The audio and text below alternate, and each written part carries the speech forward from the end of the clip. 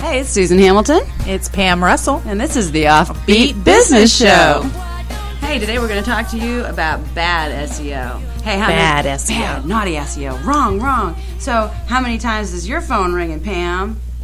My phone ringing? Yes, all the time with people telling you that they're going to try to sell me some SEO. They're going to say they're going to get me number one on Google. Yeah. Number one on Google. Can that even be? Can that even happen? No, it cannot happen. It's not. The Google personalization just took that. Forget it. You're not going to be on number one for a particular search term, and your language matters, but your strategy matters more than anything. And people are probably not going to give you a great strategy for $30 a month. Just saying. It's probably not going to happen. That's that customer number one looking for that, right? Yeah. Well, guess what? There's a lot of people who are going to buy into that. But when we're talking about bad SEO, can I tell you about some crazy stuff I've seen? Can I really? Because I've seen some crazy crap. Because I've seen really good companies hire really crappy SEO companies, and I see it from a different perspective because of my marketing background. Correct. So when I started in 2006, I opened my copywriting practice to support local business, and immediately started doing blogging for local and national audiences.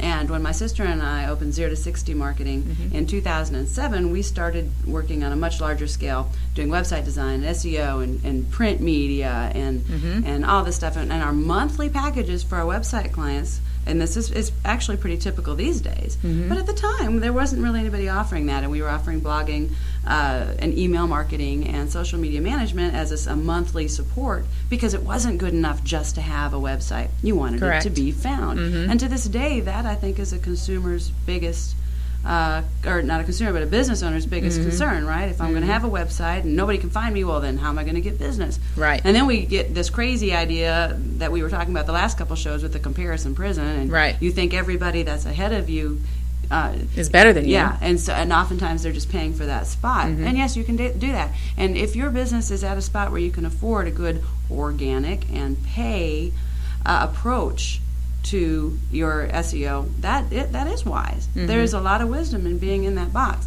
But I have seen some things that most people have not seen because of the variety of audiences that I've had and the fact that I myself, before I had any writers go in, I had to learn the system. What's a good system? So I would go into these websites that we had developed, and even with Akismet and all the things you can do to save yourself from spam, you would still see these comments in their websites that were from other businesses. Now, largely, there's a lot of porn that gets dropped in there. There's a lot of really nasty garbage that's obvious spam, right? But there's some stuff that's harder to tell, where somebody leaves you a comment. Comment spam is a big-time deal on websites. But what always blew my mind was how a really good company with a fleet of vehicles from a major city doing a large amount of commercial and residential business, so this is sizable. Why would they be paying somebody else to go comment a zillion spammy comments inside of a smaller website? I promise you, the reason was they were on a report. They were saying, "Oh, I've caused these links to happen back to your website." But what did they do? They didn't showcase themselves in any way. They didn't look better by having done that. They looked really crappy. It cheesed up their reputation. On many occasions, I was like, I just don't know what to say to you. They don't know. There's no way that they know that this is how those links are being built. And it's just this way to game the system. So can I ask you a question? Yes. What does the links that you're talking about have to do with SEO? What is SEO? Good. What is SEO, and what is the difference between good SEO and bad SEO? All right, so there's a lot with that. It's easier to describe bad SEO. Okay. I'll tell you what, SEO is search engine optimization, and like I mentioned earlier, if you're going to have a website, you want it to be found, and there are so many pages on Google. Good SEO is over time is a routine of behaviors and things that you can do to make sure your website is constantly growing towards the audience that you're wanting. All right, so yes, for search terms, that keyword phrases, those things matter. But it's very easy to go. I mean, how many people are going to be at this in 1 through 5, right? And you're looking at your phone, you're looking at your tablet. There's only so many that are going to fit there. Does that mean that everyone who's not there is a bad business? No. No, it doesn't. Does that mean that they are, there are so many factors that go into deciding whether or not you're going to be shown. So the principal thing to remember with SEO is that your website is, you've got robots going back and forth. Google is constantly indexing your website, all these pages, to decide and determine what content they're going to show for any given language. Does that make sense? Interesting. Okay, so the language on your site matters, so right? Google is the boss. And Google's the boss. And there's many search engines, but since Google is so large, of course, everybody tends to follow them. Bing's coming up right behind them, and that matters. But if you are looking only at your keyword search terms as the way to manage your social media, I think you're very limited. Or not your social media, but your search engine results, I think you're very limited. Because you don't want to take away from who you are, right? So if I have a fence company and everybody else has, I'm competing with other fence companies, and of course the word fence company would be in there, you would want, right? So anybody who types in, I want a fence company, is going to use the term fence company. All right, so how does someone determine one company over another, and how does Google decide where you're going to be in that list? Right. Largely what you're going to see is directory listings are at the top if you have added yourself to a listing. But that's a great point. Yeah. Write that down. Well, it's a problem, and still, because even inside directory listings, they're not differentiating enough between themselves. You still see a zillion guys looking all the same. How do you determine? Whenever you've got a situation, a pattern where everybody looks the same, the choice is pretty much being based on money. What does it cost then? All right, if everybody does the same kind of work and get it done in about the same time, what's the difference in the price? Right? So all of a sudden that changes things. But bad SEO is going to what happens if you get involved in some bad SEO practices, you can end up being not just kicked off the first page, but you can end up in page 260 and really have a problem being found for the terms that you want to do. So there's certain things that you're going to want to avoid. One of the things you want to absolutely avoid is what I just described earlier when we opened the show, and that's that comment spamming. You really need to know what your SEO is doing for you and make sure that you're asking that question, because there's certain things you absolutely want to avoid. You don't want somebody comment spamming you. You don't want them adding your link to directories. So what you're saying is that you want to make sure if you have hired someone to do SEO for you, that you want to make sure that's one of the questions you should ask them, and make sure that they have protection against that. Okay, because here's the thing. SEO is not just keywords, as I mentioned, but it's also your link strategy. Right. So if you look at a website like it's a hub of a bike, okay? So, and then you've got spokes in and out. This is great. Right? Yes. So then the rubber around those spokes would be consisting of a bunch of little balls that would that are different sources. It could be Facebook, YouTube, other websites, articles, whatever is out there that has your link in it, linking back to your website. Right. But it's also your website linking out to the right locations, and it's also interlinking on the inside of your website between pages and posts. Okay. Wow. Right. So there's a lot going on here. Your link strategy is very, very huge. And that is why when you look at all the different criteria for how your website's going to be found, the weight of it really does lie on what is a visitor's natural behavior in your website. Wow. Okay, so I'm going to walk you through a little bit more of that in a minute. Okay. But that visitor behavior and encouraging the right visitor behavior is going to encourage those robots and those spiders to do what you want them to do. And so we'll talk about that in just a little bit. Let's go ahead and take a break. And when we get back, we'll have more on the Offbeat Business Show. We'll be back soon.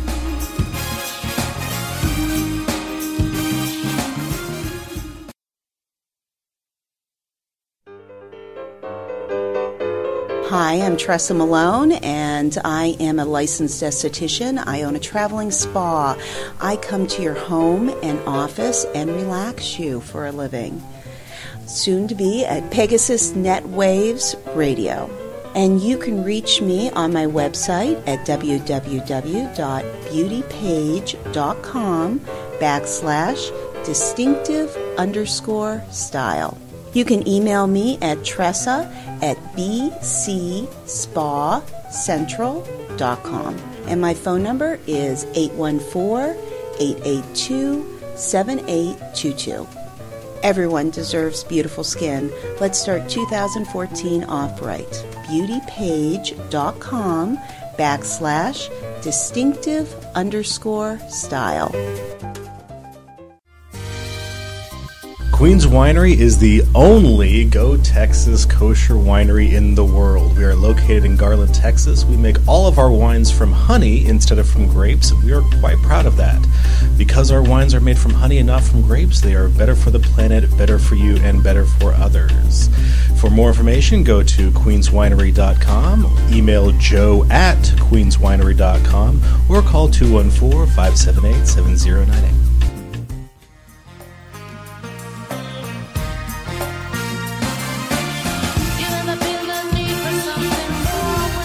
And we're back to the Offbeat Business Show where we are talking, hey Susan, we are talking about bad SEO. And we're talking a little bit about even what good SEO is this segment, so that's kind of cool. I am fascinated by this information because I don't know anything about SEO. So I'd love to hear your comments. If you go to the Facebook page at Leaping Walls, I would love to know. You leave me some comments about your questions and if we have cleared anything up for you. Because SEO is like this big mystery. Mm-hmm. It's this clouded, shrouded thing, and it's really not. Scary. It's not. Okay, so before we took the break, remember we made the analogy that it's like a wheel. Mm-hmm. And so it's like the hub of the wheel, and we've got spokes, right? And then the rubber around the bike wheel is going to be maybe several different. Think about that as several different balls all the way around it, and they all represent other sites and other locations that a link coming to your site matters. Okay, right. So you want there's an important link strategy here between links that come to your site, which are called backlinks, links that go out of your site, and then links that are internal in your site that link your pages and posts together. All right, but we also talked about how all those things only matter if you are encouraging visitor behavior to do that. Okay, you want to encourage. So now we start talking about the language of what a link is. It's called anchor text. The language that you use when you link a page within your website can affect your SEO. Okay. All right. So that's a good thing. But it's a good thing if you're using language that matters. You don't want to be all spammy. It's not all about your own business name only or your location name only. Okay. You really want to be legitimate and authentic with where you're sending people and using those keywords that you know are wisely associated with your company and your company location. It's a good idea to have your location on your page, but I promise you, if your location is just Plano, Dallas, you really have done very little to help yourself over the long run with your local SEO, which is so important. Yes. You want to be found for your service area, and it really doesn't matter what type of a company you have. If you look up on location terms for another company in your industry, or for any company in your industry under those terms, you will find somebody spamming the crap out of the search engine results. Right? Haven't you seen that? Yes. Yeah. You see the list, the name of the company, you see a link, and then underneath it, Plano Plumber, right, all this stuff, and just over and over and over again, right, whatever the company is. That's an example of bad SEO. That does not make the company look good. Did that SEO company or the person who did the what they're considering to be SEO, their strategy, was it effective in helping that company lure or attract the right customer that we've been talking about, right? So when you use that approach, you're not attracting the customer that's a higher level customer that's willing to pay for great services. You're going to get a bit of that no matter what, because you just are. But you really want to do your best to have your best foot forward in everything that you do online. So you want to avoid looking trashy and looking spammy, and sometimes an SEO company, if you don't know what they're doing, can really make it look like that. They can really make you look bad. They can do that. They can do the comment spam. If you ever have a place on your website, go look at your website. If you, on any page of your website, if you just have the same location word or a ridiculous amount of space on your website devoted to location words, you are overdoing it, fella. That is really not going to help you at all. It's not attractive. And while we want to know if you're serving our area, it's so important to have all your service areas on your website. Right. But there's a tasteful way to do that. Absolutely. All right, so we've talked about a little bit of location keywords.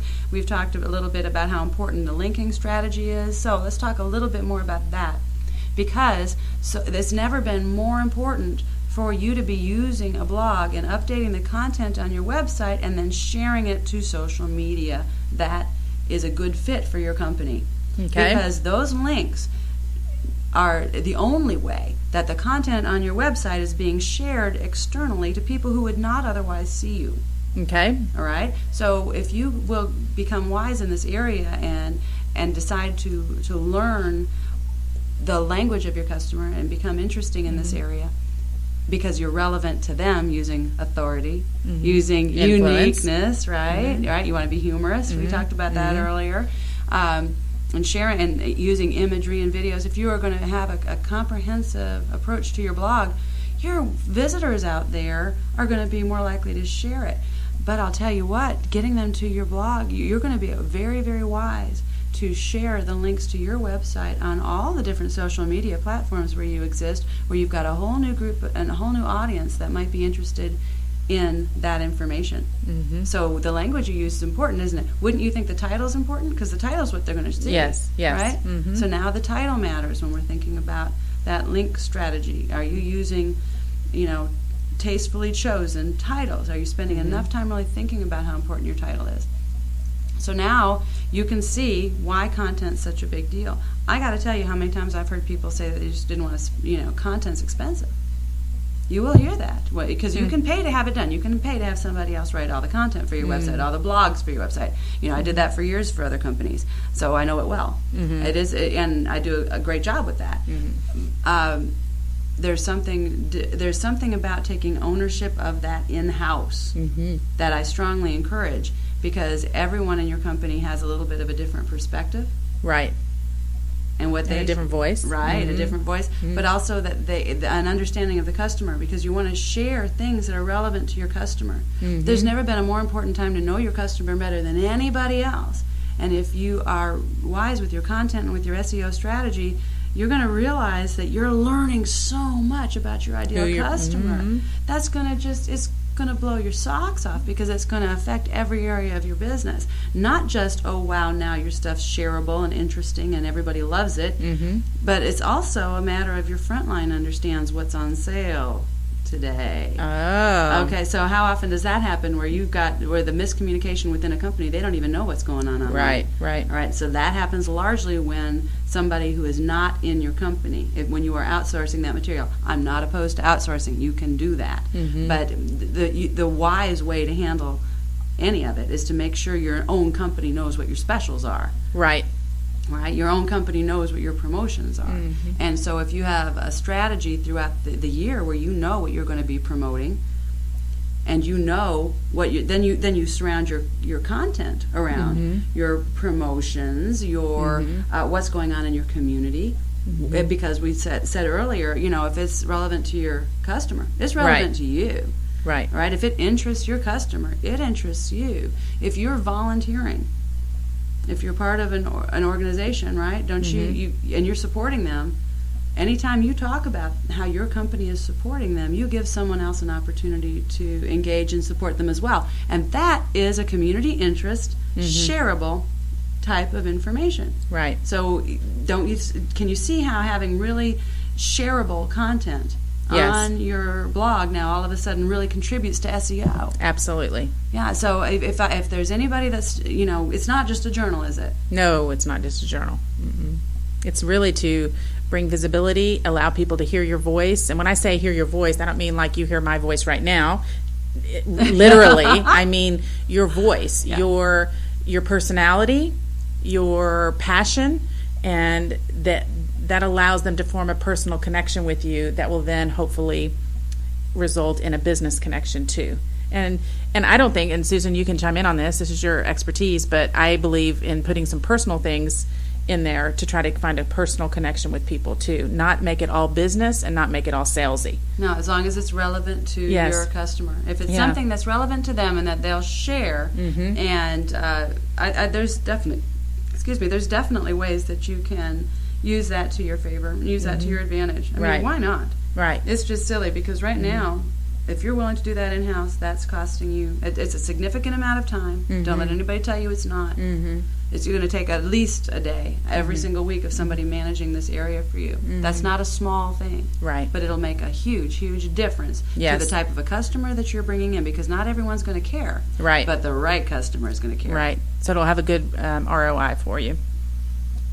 So that is we've been talking about Bad SEO. I think it was very informative, and I didn't say much. I don't know anything about SEO. I was soaking it all in and found it very interesting. So thank you for sharing your expertise with us on that, Susan. And in August, this is the end of July, so in August, we are going to be talking about several different things on our show. We're going to be talking about your business. Is it growing, or are you just hanging on? And how can you flip that from hanging on to growing? We're going to talk some more about that, including mindset.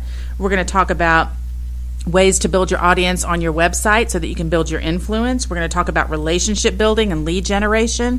So next month we have some great, exciting things that we're going to talk about and be in conversation about, and we are looking forward to you joining us for that. Oh, we can't wait to get you ready for holiday season. Holiday season is coming. Until then, this is Susan Hamilton. And this is Pam Russell.